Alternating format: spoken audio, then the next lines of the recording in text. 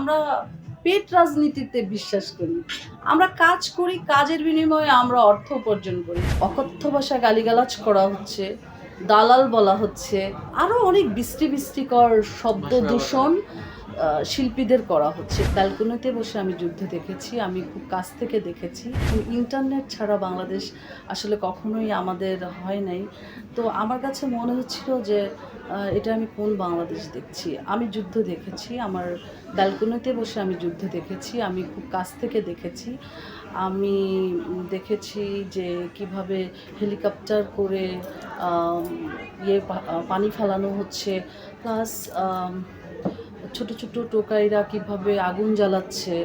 আমার একদম চোখের সামনে দেখলাম একটা দামি ব্র্যান্ডের গাড়ি জ্বলে পুড়ে মানে শেষ হয়ে গেল। আর তারপরে তো স্লোগান, আন্দোলন, মিছিল এগুলিও দেখেছি। আসলে ছোটোবেলায় বাবা মার কাছে মুখে শুনেছি যে গুলি বর্ষণ হতো, যুদ্ধে মারামারি হতো, রামদানে ছোটাছুটি হতো। সেগুলি আসলে এই যখন এই সময়টা আমরা দেখেছি, অস্থিরতার ভিতর গেছে। আসলে বলে বোঝাতে পারবো না কতটা অস্থির ছিলাম। আর সবথেকে বেশি অস্থির ছিলাম আমি আমার পরিবারটাকে নিয়ে। যেহেতু টিনেজ যে জেনারেশনটার কথা বলতেছে, সেই জেনারেশনের আমার ঘরেও ছিল। তো অনেক কষ্ট করে আমাকে আসলে সামলাতে হয়েছে। আমি সেই সব দিনের কথা ভুলবো না, যে কিভাবে আমি বন্দিভাবে আমি নিজেকে আটকে রেখেছি। মানে আসলে ওগুলি মনে করলে এখন মনে হচ্ছে যে স্মৃতিগুলি অনেক বিষাদময়।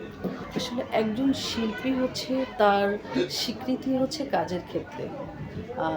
সে জনগণের কাছে পৌঁছবে তার কাজ দিয়ে। একটা শিল্পীর সৃষ্টি যখন হয়, তার কোনো পক্ষ বিপক্ষ থাকে না। আমরা যারা সৃষ্টি হয়েছি, যারা স্টার হয়েছে, তাদের ছবি যখন হলে চলতো, তখন জনগণ যে যেত তাদের ছবি দেখতে, সেখানে কিন্তু কেউ আওয়ামী লীগ না, কেউ বিএনপি না, কোনো জামাত না, আম জনতা গ্রহণযোগ্যতায় একজন শিল্পী সৃষ্টি হয়। একজন শিল্পীর ব্যক্তিগত পার্সোনালি ভালো লাগা, ভালোবাসা থাকতেই পারে যে কোনো দলের প্রতি, কিন্তু একটা দলের প্রতি পার্টিকুলারলি একটু ভালোবাসা, ভালো লাগা থেকে তাকে যে অপবাদ দেওয়া হচ্ছে, অকথ্য ভাষায় গালিগালাজ করা হচ্ছে, দালাল বলা হচ্ছে, আরও অনেক বৃষ্টিকর শব্দ দূষণ শিল্পীদের করা হচ্ছে, এইটা আমি টোটালি বিপক্ষে। একজন শিল্পীর ভালো লাগা থেকে সে যে কোনো দলকে সাপোর্ট করতে পারে, এটা তার ব্যক্তি স্বাধীনতা। আমি শুধু চাই এখানে বাক স্বাধীনতা আসবে, কোনো দল না। যার যার ন্যায্য পাওনা অনুযায়ী কিংবা যার যার প্রতিভা অনুযায়ী তাকে পুরস্কৃত করা হোক। আমাদের সাকিব খানকে নাকি কখনো সে জাতীয় চলচ্চিত্র পুরস্কার পায়নি, যেটা একবার পেয়েছে, কিন্তু অনেকে অনেকবার পেয়েছে। কিন্তু আমাদের এই সাকিব খান তার সে যে যতবার তার পাওয়া উচিত, কেন অনেক ভালো ভালো মুভি সে করেছে। আবার অনেক হিরোইনও দেখেছি যে তারা অনেক ভালো ক্যারেক্টার করেছে, অভিনয় করেছে, তাদেরকে ওভাবে পুরস্কৃত করা হয়নি। তারপর অনেক স্টেজে তোলার ব্যাপারেও দেখেছি বৈষম্যতা। আমরা এই বৈষম্যতাগুলি আসলে শিল্পী হিসাবে চাই না। আর এফডিসি কেন্দ্রিক, আমি এফডিসি যেটা চাই যে আমরা যারা চলচ্চিত্রের অভিনেত্রী, আমাদের এফডিসি থাকবে অভিনয়ের জন্য। এখানে আমরা অভিনয় করব, বাট এখানে কোনো রাজনৈতিক চর্চা হোক, এটা আমি একজন শিল্পী হিসাবে আসলে আমি চাই না।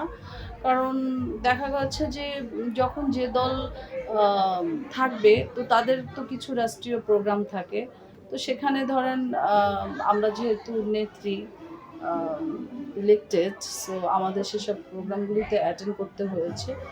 হ্যাঁ, তো অ্যাটেন্ড করার পরে এই যে সরকার যখন পতন হলো, যারা অ্যাটেন্ড করেছে তাদেরকে যেভাবে তাচ্ছিল্য ভাষায় সোশ্যাল মিডিয়ায় লজ্জিত করা হয়েছে, আসলে এটির পক্ষপাতী না। একটা শিল্পী তো আমরা আমরা পেট রাজনীতিতে বিশ্বাস করি।